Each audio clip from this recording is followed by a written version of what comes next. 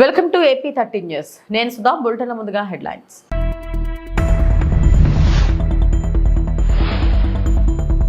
చేనేతకు చేయూతనిచ్చే బాధ్యత మా ప్రభుత్వానిదన్న సీఎం చంద్రబాబు. సవరించిన రాష్ట్ర కార్యాచరణ ప్రణాళిక ముసాయిదాను సమీక్షించిన డిప్యూటీ సీఎం పవన్ కళ్యాణ్.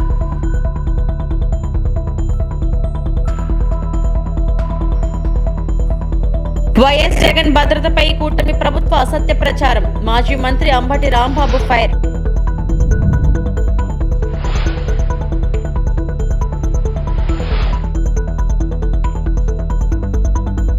చేనేతకు చేయూతనిచ్చే బాధ్యత మా ప్రభుత్వానిది అని ఏపీ సీఎం చంద్రబాబు అన్నారు. 97,000 మంది నేతన్నలకి 50 ఏళ్లకే 4,000 పెన్షన్ ఇస్తున్నాం. స్కిల్ డిజైన్ నేర్పించి ఆదాయం పెంచే విధానం తీసుకొని వస్తాం. చేనేత కార్మికుల ఆరోగ్యం కోసం ఆరోగ్య బీమా కోసం 10 కోట్లు వెంటనే ఇస్తున్నాం. పొదుపు నిధిలో థ్రిఫ్ట్ ఫండ్ లో రాష్ట్ర ప్రభుత్వ వాటా 8% నుంచి 16% పెంచి నేతన్నల భవిష్యత్ అవసరాలకు దోహదపడతాం. 70 కోట్ల వరకు జీఎస్టీ రియంబర్స్ చేస్తాం. గ్రూప్ గా మగ్గం పెట్టుకోవడానికి స్థలం ఇస్తాం. ఇల్లు లేకపోతే చేనేత కార్మికులకు మగ్గాలు ఏర్పాటు చేసుకోవడానికి 4.30 లక్షలకు అదనంగా మరో 50,000 ఇచ్చి ఇల్లు కట్టిస్తాం. ఉత్పత్తులకు సరైన ధర రావడానికి అన్ని విధాలుగా సహకరిస్తాం. ప్రైవేట్ రంగాలు కూడా చేనేతను ప్రోత్సహించే విధంగా సహకరిస్తాం. 200 యూనిట్లు ఉచిత విద్యుత్ ఇస్తామన్నారు ముఖ్యమంత్రి చంద్రబాబు నాయుడు. డిజైన్ నేర్పిస్తాం. ఇంకో పక్క అవసరమైతే ఎక్కడికక్కడ లేటెస్ట్ టెక్నిక్స్ కూడా నేర్పిస్తాం. ఇవన్నీ నేర్పించి వాళ్ళ సమస్యలు పరిష్కారం చేసి వాళ్ళ ఆదాయాన్ని పెంచే మార్గాన్ని ఏం చేయగలుగుతామో అవి తీసుకురావడానికి ఒక సమగ్ర విధానం తీసుకొస్తామని చెప్పి కూడా నేను మీకు తెలియజేస్తున్నా. చేనేత కార్మికుల యొక్క ఆరోగ్యం కోసం ఆరోగ్య బీమా పథకానికి శ్రీకారం చుడతాం. దానికి 10 కోట్ల అవసరం అన్నారు. ఈ రోజు చెప్తున్నా ఇమ్మీడియట్ గా ప్రారంభిస్తామని మీ అందరికీ హామీ ఇస్తున్నాం. ఇది కాకుండా పొదుపు నిధిలో థ్రిఫ్ట్ ఫండ్ ఉంది, ప్రభుత్వ వాటా ఉంది, 8% ఉంది. దీన్ని 16% చేసి వారి భవిష్యత్ అవసరాలు తీర్చడానికి శ్రీకారం చుడతామని చెప్పి కూడా నేను మీకు తెలియజేస్తున్నా. ఇంకో పక్క నేతనులందరూ ఇంట్లోనే మగ్గం పెట్టుకుంటారు. ఓసారి ఇంట్లో అవకాశాలు లేవు. ఇంట్లో మగ్గం పెట్టుకునే పరిస్థితి ఉంటే ఇంట్లోనే పెట్టిస్తాం. అక్కడ అవకాశం లేకపోతే ఎక్కడికక్కడ ఒక ప్రత్యేకంగా 4-5 ఎకరాల భూమి తీసుకుని అక్కడ మగ్గాలు పెట్టి కలెక్టివ్ గా కంబైన్డ్ గా సామూహికంగా పనిచేసే విధానానికి శ్రీకారం చుడతామని చెప్పి కూడా నేను మీకు తెలియజేస్తున్నా. ఇది ఎక్కడ అవసరమో ఈ 64 క్లస్టర్లో అక్కడ చేస్తాం. ఒకవేళ ఈ 64 క్లస్టర్లో మీకు ఇండ్లు కూడా లేకపోతే అలాంటి వారికి కొత్తగా ప్రభుత్వం 4,30,000 రూపాయల ఆర్థిక సహాయం చేస్తా ఉంది. అందులో మీకు ఇల్లు కట్టించే కార్యక్రమాన్ని చూస్తాం. అవసరమైతే చేనేత కార్మికులకి ఇంకొక 50,000 రూపాయలు అదనంగా కావాలంటే ఇచ్చి ప్రత్యేకంగా మగ్గాలు ఏర్పాటు చేసే బాధ్యత ఈ ప్రభుత్వం తీసుకుంటామని చెప్పి కూడా నేను మీకు తెలియజేస్తున్నా. ఇది కాకుండా ఈ రోజు మీరు చూస్తే మీ ఉత్పత్తులకు మెరుగైన ధర రావాలంటే బ్యాక్వర్డ్ ఫార్వర్డ్ లింకేజ్ అంటే నూలు దగ్గర నుంచి కలర్స్ దగ్గర నుంచి మీరు అమ్ముకునే వరకు ఏమేం చేయాలనో అవన్నీ చేయడం కోసం ముందుకు పోతామని చెప్పి కూడా నేను మీకు తెలియజేసుకుంటున్నాను. ద్వారా 200 యూనిట్ల కరెంటు మీకు ఇచ్చే బాధ్యత ఈ ప్రభుత్వం తీసుకుంటాం. ఉచితంగా 1 పైసా ఖర్చు లేకుండా. నేను దీనికి కూడా ఈ రోజే డిపార్ట్మెంట్కి ఒకటే చెప్తున్నా, దీన్ని ఇమ్మీడియట్ గా టేకప్ చేయాలి. ఎన్ని కుటుంబాలుంటే చేనేత కుటుంబాలు అన్ని కుటుంబాలకు ఇస్తాం. హ్యాండ్లూమ్కే కాకుండా పవర్ లూమ్స్ కూడా దీన్ని అన్వయిస్తాం. వాళ్ళకు కూడా ఎన్ని యూనిట్లు ఖర్చు అవుతుందో అన్ని యూనిట్లు ఉత్పత్తి చేసుకునే విధంగా ఉచితంగా సోలార్ ప్యానెల్స్ పెట్టి కరెంట్ ఇచ్చే బాధ్యత ఈ ప్రభుత్వం తీసుకుంటామని చెప్పి కూడా నేను మీకు తెలియజేసుకుంటున్నాను. విజయవాడలో చేనేత దినోత్సవాన్ని ముగించుకొని ఉండవల్లి వెళ్తూ ప్రకాశం బ్యారేజీపై కాన్వాయ్ ఆపి కిందకు దిగిన సీఎం చంద్రబాబు నాయుడు. బ్యారేజీ వద్ద కృష్ణమ్మ పర్వలను ఆసక్తిగా తిలకించిన సీఎం వరద ప్రవాహాన్ని చూసేందుకు బ్యారేజ్ వద్దకు వచ్చిన సందర్శకులను దగ్గరకు పిలిచి మాట్లాడిన చంద్రబాబు కృష్ణమ్మకు జలకళ ఎంతో సంతోషాన్ని ఇచ్చిందన్న ముఖ్యమంత్రి నీటి ప్రవాహాన్ని చూస్తుంటే ఎంతో సంతృప్తిగా ఉందంటూ సంతోషాన్ని వ్యక్తం చేసిన సీఎం చంద్రబాబు రాష్ట్రంలో ప్రాజెక్టుల్లో నీటి ప్రవాహాలపై తాజా పరిస్థితిని అధికారులను అడిగి తెలుసుకున్న సీఎం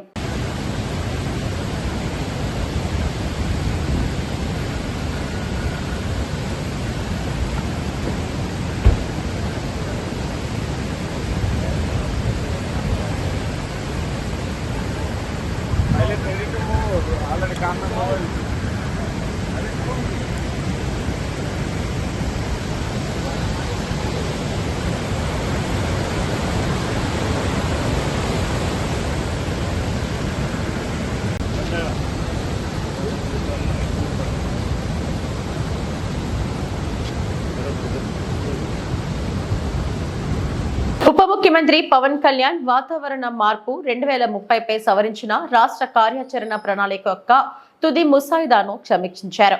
ఏపీ వాతావరణ మార్పు సెల్ రూపొందించిన వాతావరణ మార్పులపై సవరించిన రాష్ట్ర కార్యాచరణ ప్రణాళిక 2030 యొక్క తుది ముసాయిదాను సమీక్షించడానికి ఉప ముఖ్యమంత్రి ఒక కీలక సమావేశాన్ని ఏర్పాటు చేశారు. ఈ సమావేశంలో ప్రధాన కార్యదర్శి పర్యావరణ, అటవీ, సైన్స్ మరియు టెక్నాలజీ విభాగానికి చెందిన సీనియర్ బ్యూరోక్రాట్లు మరియు కన్సల్టెంట్లు పాల్గొన్నారు. సవరించిన SAPCC పత్రంపై ఉప ముఖ్యమంత్రికి వివరణిస్తూ in charge AP climate change cell ద్వారా సమగ్ర ప్రదర్శనను అందించారు. కీలకమైన అంశాలలో వాతావరణ మార్పు, దుర్బలత్వ అంచనాలు మరియు విమర్శనాత్మకంగా హాని కలిగించే ప్రకృతి దృశ్యాల గుర్తింపు ఉన్నాయి. వాతావరణ మార్పుల వల్ల ప్రభావితమైన అన్ని రంగాల కోసం ప్రతిపాదిత ఉపశమనం మరియు అనుసరణ వ్యూహాలపై లోతైన చర్చలు జరిగాయి. వ్యూహాలను సమర్థవంతంగా అమలు చేయడానికి అవసరమైన సంస్థాగత యంత్రాంగం కూడా చర్చించబడింది.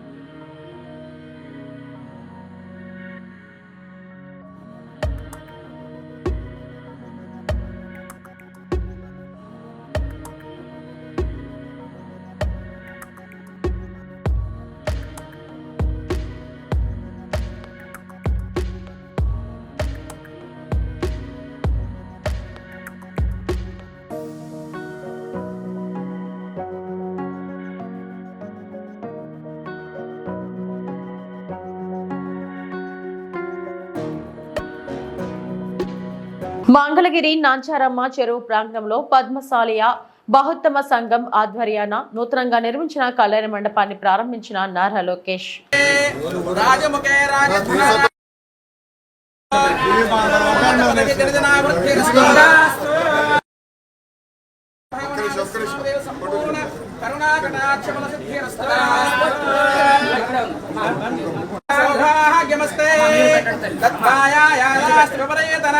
सर्वमंगलमांगल्ये शिवे सर्वार्थसाधके शरण्ये त्र्यंबके देवी नारायणी नमोस्तुते।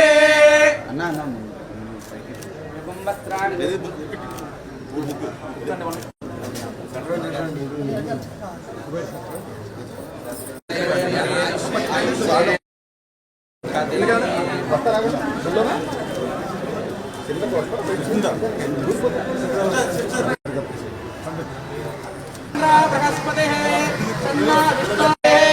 चतुष्पदे ओम शांति शांति।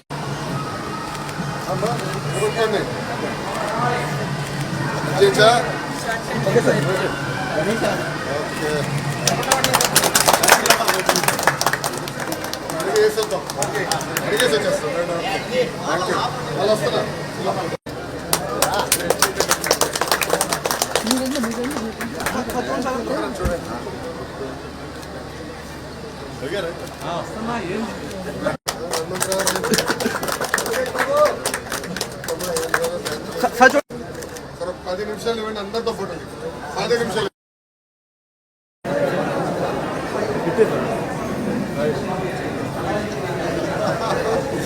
వైఎస్ఆర్ కాంగ్రెస్ పార్టీ అధినేత మాజీ ముఖ్యమంత్రి వైఎస్ జగన్ గారి వ్యక్తిగత భద్రతపై టీడీపీ కూటమి ప్రభుత్వం అనుసరిస్తున్న తీరు, ఆయనపై చేస్తున్న ప్రచారం గర్హనీయమని మాజీ మంత్రి అంబటి రాంబాబు మండిపడ్డారు.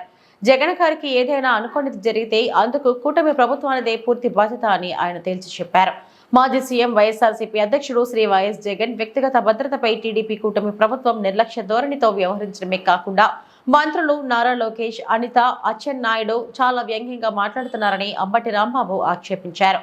తాను సీఎం పదవికి రాజీనామా చేసే నాటికి ఉన్న భద్రతను కొనసాగించాలంటూ జగన్ గారు హైకోర్టును ఆశ్రయిస్తే దానిపైన మంత్రులు ఇష్టానుసారం మాట్లాడుతున్నారని ట్వీట్ చేస్తున్నారని గుర్తు చేశారు. జగన్ గారికి Z+ భద్రత కల్పించామని, అయితే గతంలో తనకు ఉన్న 986 మంది భద్రతా సిబ్బంది కావాలని ఆయన కోరుతున్నారని, సీఎం చంద్రబాబుతో పాటు హోంమంత్రి కూడా ఉద్దేశపూర్వకంగా అబద్ధాలు మాట్లాడుతున్నారని గుర్తు చేశారు. గతంలో జగన్ గారికి 986 మందితో భద్రత ఉందని టీడీపీ కరపత్రంగా ఉన్న ఎల్లో మీడియాలో చెప్పడం, దాన్నే చంద్రబాబు మొదలు మంత్రులంతా ప్రస్తావిస్తూ పచ్చి అబద్ధాన్ని పదే పదే ప్రచారం చేస్తున్నారని ఆక్షేపించారు. చాలా నిర్లక్ష్య ధోరణితో, వ్యంగ్య ధోరణితో మాట్లాడేటువంటి ప్రయత్నం చేస్తున్నారు. దీనికి సంబంధించి తన సెక్యూరిటీని తాను ముఖ్యమంత్రిగా దిగిపోయిన రోజున ఏ విధంగా ఉందో ఆ విధమైనటువంటి సెక్యూరిటీని కల్పించవలసిందిగా న్యాయస్థానాన్ని ఆశ్రయించడం కూడా జరిగింది. దాని మీద ఈరోజు కూడా వాద ప్రతివాదన జరిగాయి. ఇంకా పూర్తి నిర్ణయాలు జరగవలసి ఉన్నది. ఒక మాజీ ముఖ్యమంత్రిగా ఉన్నటువంటి జగన్మోహన్ రెడ్డి గారి సెక్యూరిటీకి సంబంధించినటువంటి విషయం మీద సరే అలసత్వం వహించటమో, కక్ష సాధింపు ధోరణితో వారు సెక్యూరిటీని తొలగించాలని ప్రయత్నం చేయటమో చేస్తున్నా చాలా విచిత్రమైనటువంటి ప్రచారాలు చేస్తున్నారు. జగన్మోహన్ రెడ్డి గారికి ఇప్పుడు ఏదో బ్రహ్మాండమైన సెక్యూరిటీ ఇచ్చామని, Z+ సెక్యూరిటీ ఇచ్చామని, జగన్మోహన్ రెడ్డి గారు ఇంతకు ముందు ముఖ్యమంత్రిగా ఉన్నప్పుడు కావలసినటువంటి సెక్యూరిటీ ఇప్పుడు అడుగుతున్నారని, ఆ సెక్యూరిటీ కూడా ఎంత ఉందయా అంటే 986 మంది భద్రతా సిబ్బంది కలిగి ఉన్నారు అనేటువంటి మాట చంద్రబాబు నాయుడు గారు కూడా మాట్లాడుతున్నారు, హోంమంత్రి గారు కూడా మాట్లాడుతున్నారు, ఉద్దేశపూర్వకంగా మాట్లాడుతున్నారు. బాధ్యత కలిగినటువంటి ముఖ్యమంత్రి, 4వసారి ముఖ్యమంత్రిగా ప్రమాణ స్వీకారం చేసినటువంటి చంద్రబాబు నాయుడు గారు విచక్షణ జ్ఞానాన్ని కోల్పోయి 986 మంది జగన్మోహన్ రెడ్డి గారు ముఖ్యమంత్రిగా ఉండగా ఆయనకి సెక్యూరిటీ ఉండేవారనేటువంటి ఒక అసత్యాన్ని, పచ్చి అబద్ధాన్ని పదే పదే పదే ప్రచారం చేసేటటువంటి కార్యక్రమం చేస్తున్నారు. ఇది చాలా బాధాకరమైనటువంటి అంశం. ఆ రోజున ఆయనకున్నది 139 మంది మాత్రమే భద్రతా సిబ్బంది ఉంటే 986 మంది భద్రతా సిబ్బంది జగన్మోహన్ రెడ్డి గారు పెట్టుకున్నాడు. ఏంది విచిత్రం, ఇంతమంది అవసరం ఆయనకి, మొత్తం రాష్ట్రంలో ఉన్న పోలీసులందరినీ ఆయన దగ్గరే కాపలా పెట్టుకున్నాడు అనేటువంటి ఒక భావన కలిగే విధంగా చంద్రబాబు నాయుడు గారు, ఆయన ప్రభుత్వం, కూటమి ప్రభుత్వం ప్రచారం చేస్తుంది. దీన్నే గోబెల్ ప్రచారం అంటారు. అంటే ఈ సందర్భంగా చెప్పాలి, గోబెల్ గురించి కూడా అందరూ చాలామంది మర్చిపోయి ఉంటారు. గోబెల్ అనే ఒక వ్యక్తి, బహుశా శాంసన్ గోబెల్ ఏదో ఉంది ఆయన పేరు, ఆయన హిట్లర్ దగ్గర సమాచార శాఖ మంత్రిగా ఉండేవారు. ఒక అబద్ధాన్ని పదే పదే పదే పదే చెప్పుకుంటూ పోతే, ఒక 20 సార్లు చెప్పేస్తే అది నిజమైపోతుంది అనేటువంటి భావన, ఒక ఫిలాసఫీని, ఒక సిద్ధాంతాన్ని తీసుకొచ్చి సక్సెస్ అయ్యారు వాళ్ళు. అక్కడ ఒకేసారి ఒకే అబద్ధాన్ని 15 సార్లు మనం చెప్తుంటాం కదా, అది కుక్క అని, మేక కాదు కుక్క అని 10 సార్లు చెబితే దానికి సుమారుగా ఇదే. ఆ విధంగా ఇవాళ జగన్మోహన్ రెడ్డి గారికి మేము భద్రత, ఆ రోజుల్లో జగన్మోహన్ రెడ్డి గారు ముఖ్యమంత్రి ఉండగా 986 మంది ఉన్నారు అని చంద్రబాబు చెప్తాడు, హోంమంత్రి గారు చెప్తారు, ఈనాడు రాస్తుంది, ఆంధ్రజ్యోతి రాస్తుంది, TV5 చెబుతుంది, ఈటీవీ ప్రసారం చేస్తుంది, ABN చెబుతుంది. ఓహో నిజమే కావాలి, 86 మందితో జగన్మోహన్ రెడ్డి గారు తన రేవంత్ రెడ్డి జీవో 55 తీసేసి నిరుద్యోగులను రోడ్డున పడేసిండు అని కేసీఆర్ ఎంతో ఆలోచించి ఉద్యోగ పరీక్షల్లో అన్ని వర్గాల వారికి సముచిత న్యాయం జరగాలని జీవో 55 తెచ్చారు. కానీ నేడు రేవంత్ సర్కార్ కావాలని ఏ కారణం లేకున్నా జీవో 55 స్థానంలో జీవో 29ని తీసుకొచ్చి నిరుద్యోగుల నోట్లో మట్టి కొడుతున్నారన్నారు బీఆర్ఎస్ నేత ఆర్ఎస్ ప్రవీణ్ కుమార్. అన్ని వర్గాలకు సముచిత న్యాయం జరగాలి, పరీక్షల్లో ఉండే అన్ని దశల్లో కూడా సముచిత న్యాయం ఉండాలని చెప్పేసి కేసీఆర్ గారు జీవో 55 తీసుకొస్తే ఏ కారణం లేకుండా రేవంత్ రెడ్డి గారు సామాజిక న్యాయానికి తూట్లు పొడుస్తూ మరి 2024లో ఫిబ్రవరి 8వ తారీఖు నాడు జీవో 29 తీసుకురావడం జరిగింది. ఒకవైపు రాహుల్ గాంధీ గారేమో పార్లమెంటులో రాజ్యాంగ పుస్తకాన్ని చూపిస్తూ మేము సామాజిక న్యాయం కోసమే నిలబడుతున్నామని ఒకవైపు రాహుల్ గాంధీ గారు అంటున్నారు. మరోవైపు అదే కాంగ్రెస్ పార్టీకి చెందిన రేవంత్ రెడ్డి గారు సామాజిక న్యాయానికి పూర్తిగా తూట్లు పొడుస్తూ ఉన్నాడు. ఏ కారణం లేకుండా ఒక ఆంధ్రప్రదేశ్ రాష్ట్రంలో 2008లో జరిగిన ఒక సుప్రీంకోర్టు జడ్జిమెంట్ను అడ్డం పెట్టుకొని ఇవాళ ఆ జీవో 55ను రద్దు చేసి ఈరోజు రేవంత్ రెడ్డి ప్రభుత్వం ఆగా మేఘాల మీద కేసీఆర్ గారు అన్ని వర్గాలకు ఏ విధంగా న్యాయం జరగాలనో స్పష్టంగా వివరించిన జీవో 55 స్థానంలో జీవో 29ని తీసుకొచ్చి నిరుద్యోగుల నోట్ల మట్టి కొట్టిందని చెప్పి కేసీఆర్ గారు గ్రూప్ 1 నోటిఫికేషన్ ఇవ్వడమే కాకుండా గ్రూప్ 1లో ప్రిలిమినరీలో ఏ విధంగా రిజర్వేషన్ పాటించాలి, మెయిన్లో ఏ విధంగా రిజర్వేషన్ పాటించాలనేది చాలా స్పష్టంగా ఒక జీవో నెంబర్ 55 ద్వారా స్కీమ్ ఆఫ్ ఎగ్జామినేషన్ కూడా ఇవ్వడం జరిగింది.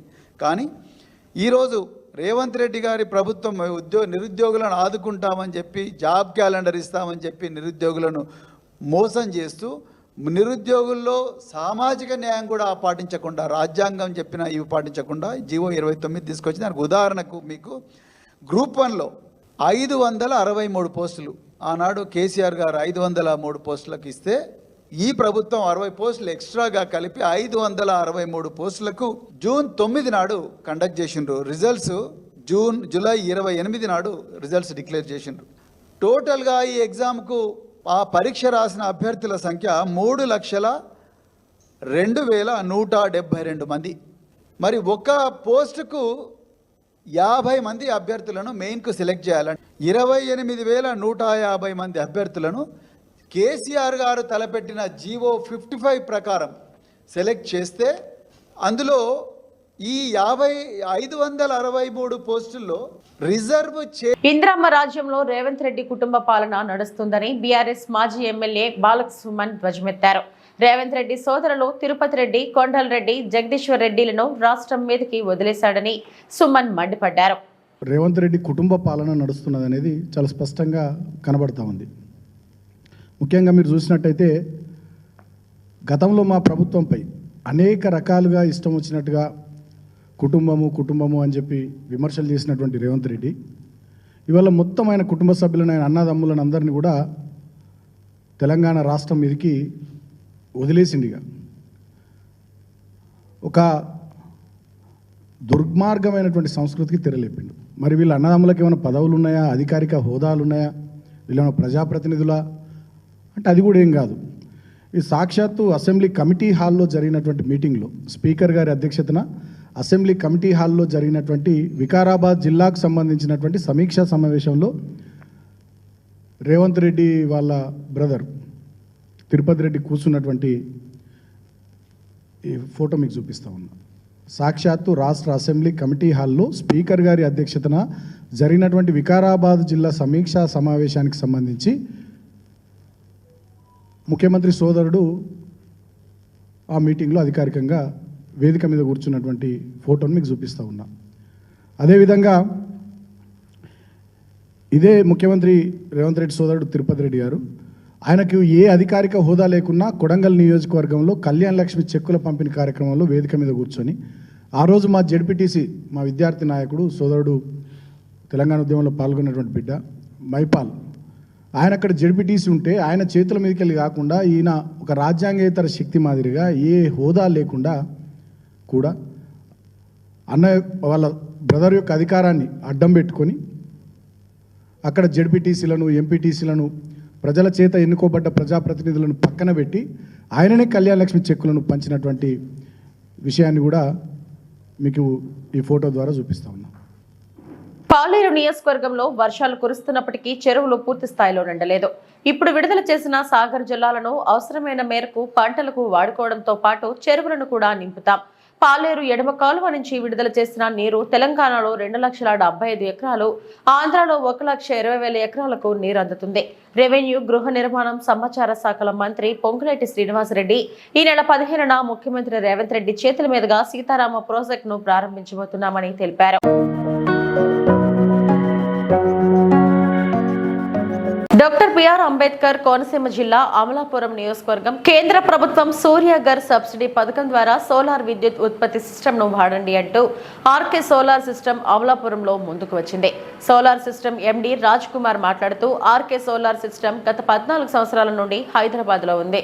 ఆంధ్రప్రదేశ్లో ప్రతి జిల్లాలో ఏర్పాటు చేసి కొంతమందికి ఉపాధి కల్పిస్తాం.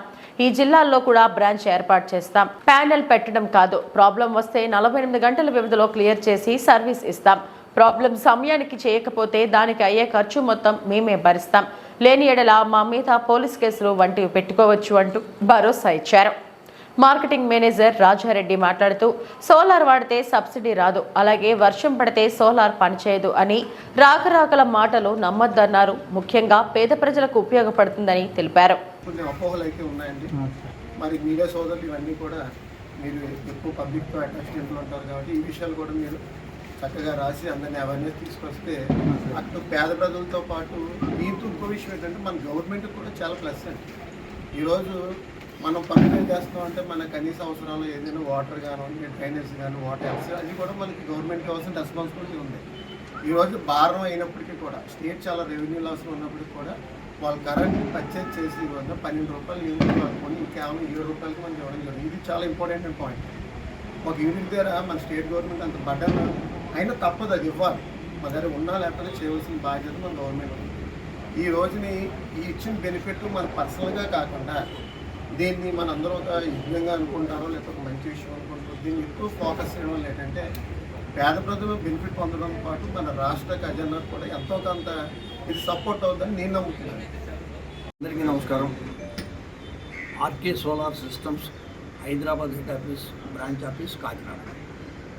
ఆర్కే సోలార్ సిస్టమ్స్ 14 సంవత్సరాలుగా హైదరాబాద్లో ఉంది. ఇప్పుడు రీసెంట్గా ఆంధ్రప్రదేశ్లో అన్ని జిల్లాలకి సోలార్ డిస్ట్రిబ్యూషన్ జరుగుతుంది. ఈ మధ్య దాదాపు 4-5 బ్రాంచెస్ పెట్టాం. ఇది కూడా ఇంకో బ్రాంచ్, ఇంకా పెట్టే చాలా ఉన్నాయి. ఆర్కే సోలార్ సిస్టమ్స్ వాళ్ళ స్లోగన్ ఏంటంటే ఇప్పుడు పిఎం సూర్య గారి ద్వారా ఎంతమంది మేలు పొందాలో అందరికీ మేలు. కారణం ఏంటంటే వాళ్ళు సబ్సిడీ ఇవ్వడం జరుగుతుంది. కిలోవాటికి 30,000, 1 కిలోవాట్కి, 2 కిలోవాట్కి 60,000, 3 కిలోవాట్కి 78,000. వీళ్ళ వరకు ఎక్కువ బెనిఫిట్ ఉంటుంది. అదే 10% మార్జిన్ మనీ ఈ కేటగిరీకి. అదే వేరే వాళ్ళు 4 కిలోవాట్ 5, 6 అంటే 20% మార్జిన్ మనీ తీసుకుంటారు. వడ్డీ మాత్రం 65 పైసలు. ఇది పిఎం సూర్య గారికి సంబంధించిన విషయం. పోతే ఆర్కే సోలార్ సిస్టమ్ వాళ్ళు చేయగలిగింది ఏంటంటే అందరిలాగా ప్యానల్ పెట్టేస్తారు. సర్వీస్ అనేది ఎవరు చేయడానికి అందరూ అనుకునేది, కానీ మేము మాత్రం సర్వీస్ ఇస్తాం. సర్వీస్ గ్యారంటీ ఏంటి? ఈ రోజున మన స్లోగన్ ఏంటంటే 20 లేదండి, 48 అవర్స్లో మీ సిస్టమ్ క్లియర్ చేసి చేయాలి, బాధ్యత మాది. దానికి కావాల్సిన మెటీరియల్ మన డీలర్ దగ్గర ఉంటుంది. ఇది అయిపోయిన తర్వాత 48 అవర్స్లో మేము చేయలేకపోతే 10 రోజులు పట్టిందనుకోండి, దానికి ఎన్ని యూనిట్గా వేస్ట్ అయిపోయిందో దానికి మేము డబ్బులు కడతాం యాజ్ పర్ గవర్నమెంట్. అలాగనే కట్టకపోతే మీరు మా మీద కేసు పుట్టప్ చేయొచ్చు కన్జ్యూమర్ కోర్టులో. అది కూడా మేమే చెప్తాం. ఇది మాట వరుస కాకుండా 50 రూపీస్ స్టాంప్ రాసిస్తాం. ఇది మా స్లోగన్. అందరూ పెట్టుకోవడానికి ఏంటంటే ఎక్కువ సబ్సిడీ ఇస్తున్నారు గవర్నమెంట్, మంచి బెనిఫిట్ ఉంది, ప్రతి ఒక్కరు పెట్టుకోవడానికి అవకాశం ఉంది. మీరేమన్నా ప్రశ్నలు అడిగితే నీకు అవసరం. ఈ బ్రాంచ్ ఎక్కడెక్కడ ఉంది సార్? ఇప్పుడు ప్రస్తుతం అయితే కాకినాడలో ఉందండి. నెక్స్ట్ వచ్చేసి తణుకు, యానాము, ఇక్కడ ఇట్లా అన్ని ప్రొసీడ్ అవుతూ ఉంటాం. విజయవాడ ఒకటి, అన్ని చోట్ల ఎన్ని ప్రొడక్ట్ చేయడానికి 1 or 2 months పడుతుంది. అన్ని చోట్ల ఒక 25 బ్రాంచెస్ కావాలి. ఇక్కడ తెలంగాణలో అరసవల్లిని అన్ని విధాలా అభివృద్ధి చేసి ఆదర్శవంతంగా తీర్చిదిద్దుతానని శ్రీకాకుళం ఎమ్మెల్యే గొండు శంకర్ అన్నారు. నగరంలోని రూరల్ మండల పరిధిలోని కాచిపేట, అరసవల్లి ప్రాంతంలోని కొయ్యాన కన్నయ్య కాలనీ, ఆదిత్యనగర్, బొమ్మాడి వీధి 25వ డివిజన్ పరిధిలో మంగళవారం ఆయన కమిషనర్తో కలిసి పర్యటించారు. ఈ సందర్భంగా స్థానిక ప్రజలు ఎమ్మెల్యే శంకర్ ను ఆహ్వానించి మంగళహారతులతో ఘన స్వాగతం పలికారు. ఈ సందర్భంగా ఎమ్మెల్యే శంకర్ మాట్లాడుతూ ప్రసిద్ధ పుణ్యక్షేత్రమైన శ్రీ సూర్యనారాయణ స్వామి దేవాలయం ఉన్న అరసవల్లి గ్రామంలో కనీస మౌలిక సదుపాయాలు కల్పించలేని స్థితిలో గత ప్రభుత్వం నిర్లక్ష్యం చేసిందని శంకర్ పేర్కొన్నారు. అరసవల్లి పరిధిలో అనేక సమస్యలు గుర్తించామని చెప్పారు. కనీసం మౌలిక సదుపాయాల కల్పనలో కూడా గత వైసీపీ ప్రభుత్వం విఫలమైందని అన్నారు. ప్రజలకు సరైన రోడ్లు, కాలువలు లేక అనేక ఇబ్బందులు పడుతున్నారని తన దృష్టికి తెచ్చారని వివరించారు. ప్రజల ఆకాంక్షలు, ఆశయాలకు అనుగుణంగా అభివృద్ధి కార్యక్రమాలు చేపడతారని ఎమ్మెల్యే గొండు శేఖర్ అన్నారు. గత వైసీపీ ప్రభుత్వం అరసవల్లిలోని సమస్యలను ఏనాడు కన్నెత్తి కూడా చూడలేదని పేర్కొన్నారు. తన విజయం కోసం సహకరించిన అరసవల్లి ప్రజలకు ఎప్పటికీ రుణపడి ఉంటానని తెలిపారు. ఈ కార్యక్రమంలో ఆయనతో పాటు కమిషనర్ చల్లా బొబులేషు, టీడీపీ, జనసేన, బీజేపీ నాయకులు, కార్యకర్తలు, అరసవల్లి ప్రజలు పెద్ద ఎత్తున పాల్గొన్నారు. అరసవల్లి ప్రజలు అభ్యర్థన మేరకు నిన్న ఈరోజు అరసవల్లి ప్రాంతంలో మొత్తం కమిషనర్ గారు అలాగే ఇతర అరసవల్లి పెద్దలు అందరూ కూడా కలిసి మనం ఇది మొత్తం వెరిఫికేషన్ చేయడం జరిగింది. దాంట్లో భాగంగా ఈరోజు ఇక్కడ ఏదైతే ఇప్పుడు చూసామో ప్రతిసారి ఇక్కడ అరసవల్లి ఈ టెంపుల్ సూర్యనారాయణ స్వామివారి టెంపుల్ దేవస్థానం రద్దీ వల్ల చాలామంది ఇక్కడ అందరికీ ట్రాఫిక్ ఇబ్బందులు జరుగుతున్నాయి. కనుక ఈ రోడ్డుని కనుక మనం అభివృద్ధి పరిచి లింక్ రోడ్డు మధ్యలో కెనాల్ వేసి ముందుకు వెళ్ళగలిగితే ఇది బైపాస్ కింద వాడుకొని ట్రాఫిక్ని ఎంతో వరకు డైవర్ట్ చేయొచ్చు పీక్ సీజన్స్లో అనేది ఇక్కడ ప్రజల యొక్క అభ్యర్థన. దానికి ఇప్పుడు కమిషనర్ గారు ఇప్పుడే చూడడం జరిగింది.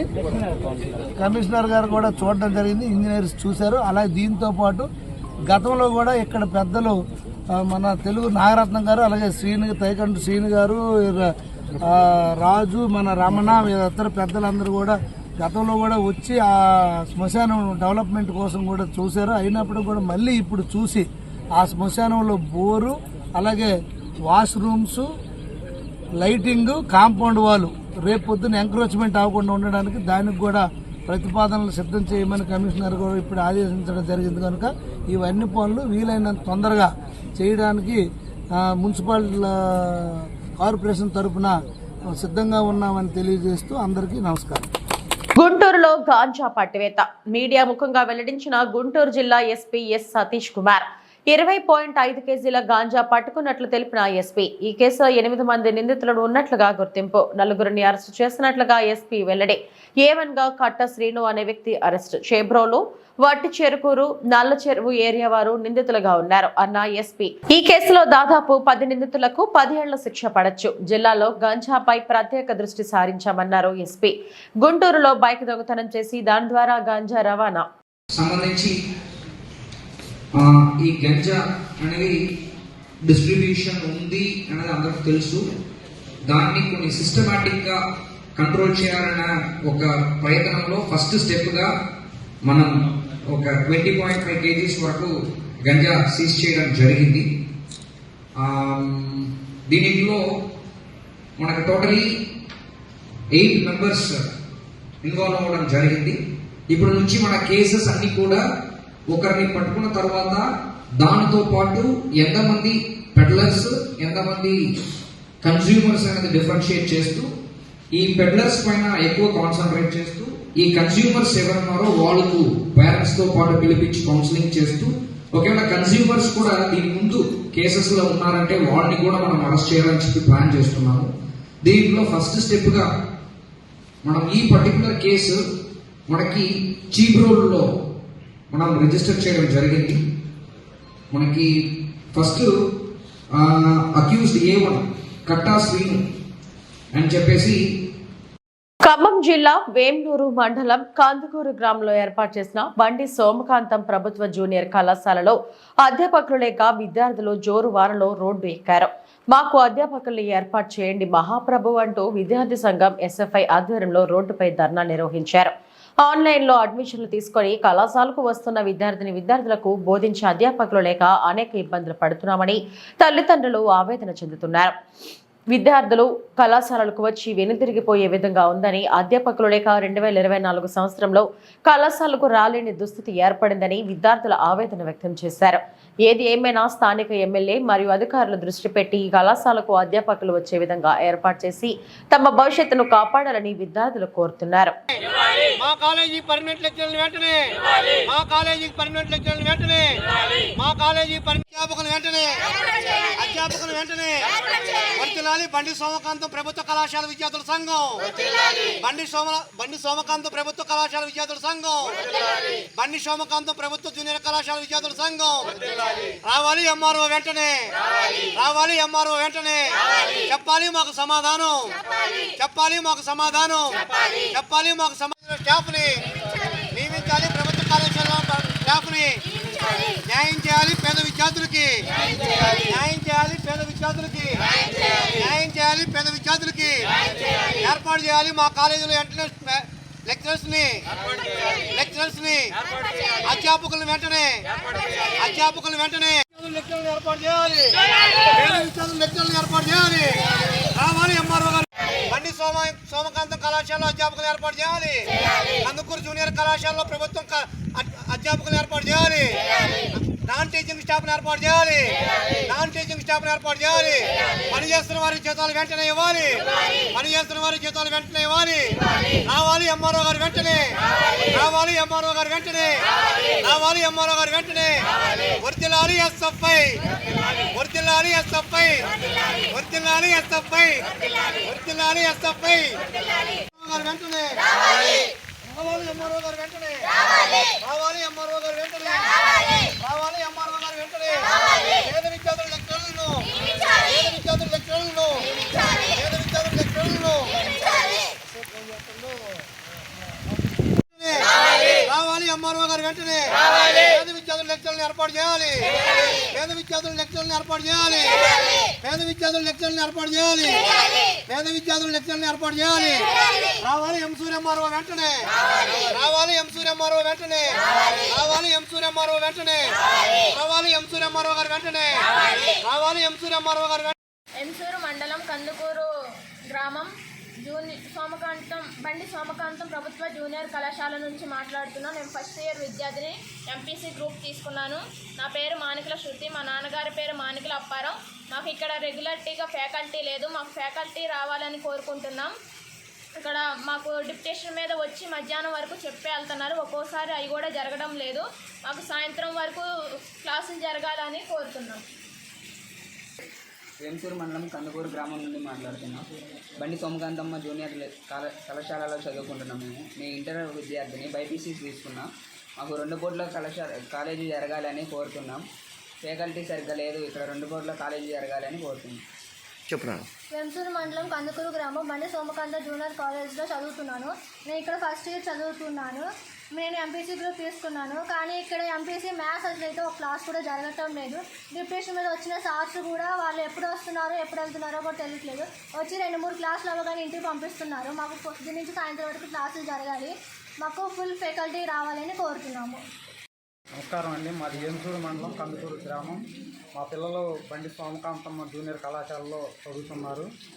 అన్ని గ్రూపు పిల్లలు ఉన్నారు, కాకపోతే ఇక్కడ కాలేజీకి లెక్చరర్లు ఎవరు పంపించట్లేదు. అయితే ఈ పిల్లల భవిష్యత్తు నాశనం అయిపోద్దామని మేము ఆలోచిస్తున్నాం. మా పేరెంట్స్ అందరూ బాధపడుతున్నారు. ఇక్కడికి రావటం, కాలేజీలో ఒక్కళ్ళు కూడా చదవకపోవటం బాగా ఇబ్బందికరంగా ఉంది మాకు. ఇక్కడికి ఏ సారు రావట్లేదు, ఎవరూ పట్టించుకోవట్లేదు. కాకపోతే ఎంసూరు నుంచి ఒక సార్ వస్తున్నారు. పాపం ఆ సార్ పొద్దున్న నుంచి పొద్దుగూకిన దాకా ఉంటున్నారు. ఆయన ఎంతమందికి చెప్పినా కానీ ఎవరు పట్టించుకోవట్లేదండి. మా పిల్లల భవిష్యత్తు నాశనం అయిపోతుందని మేము బాధపడుతున్నామండి. మాకు లెక్చరర్లను పంపించి మా పిల్లల జీవితం మీరు కాపాడతారని కోరుకుంటున్నాం. ఆర్థిక ఇబ్బందుల వల్ల మేము ఈ కందుకూరు ఈ కళాశాలలోకి పంపిస్తున్నాం మేము. అయితే మా పిల్లల భవిష్యత్తు మీరు కాపాడతారని మీ అందరినీ పేరు పేరున కోరుకుంటున్నాం. సార్ ఎమ్మెల్యే గారైనా ఎవరైనా సరే మా పిల్లల భవిష్యత్తు మీరు కాపాడాలని మేము కోరుకుంటున్నాం అండి. మా పిల్లల భవిష్యత్తు నిలబెట్టేది మీరే, ఇక్కడ కాదు, మళ్ళీ వచ్చే నెక్స్ట్ ఇయర్ కూడా 10th క్లాసు 56 మంది విద్యార్థులు ఉన్నారు. ఇక్కడ ఈ పిల్లలు ఇప్పుడు చదువుకోక ఈ కాలేజీ మూతపడితే ఆ పిల్లలు వచ్చి దీంట్లో చదవలేరని నేను అనుకుంటున్నాను. మీరు దాని గురించి మీరు కూడా రెస్పాండ్ అయ్యి ఈ కందకూరి కాలేజీ కట్టించారు కాబట్టి దీన్ని నిలబెట్టాలని నేను కోరుకుంటున్నాను. ఇది నా ప్రార్థన. ఈ వార్తలు ఇందులో సమాప్తం. నమస్తే.